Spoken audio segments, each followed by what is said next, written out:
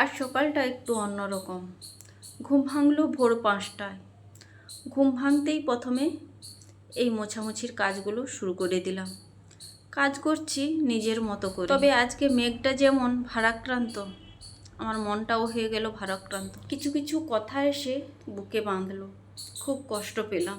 আসলে যাদেরকে আপন ভাবি তারা কখনোই আপন নয়, সামনে আপন সাজে, কিন্তু যাকে খুব ভালোবাসি তার কাছ থেকে কথার আঘাতগুলো পেলাম। সত্যি ভগবান তোমাকে ভালো রাখুক।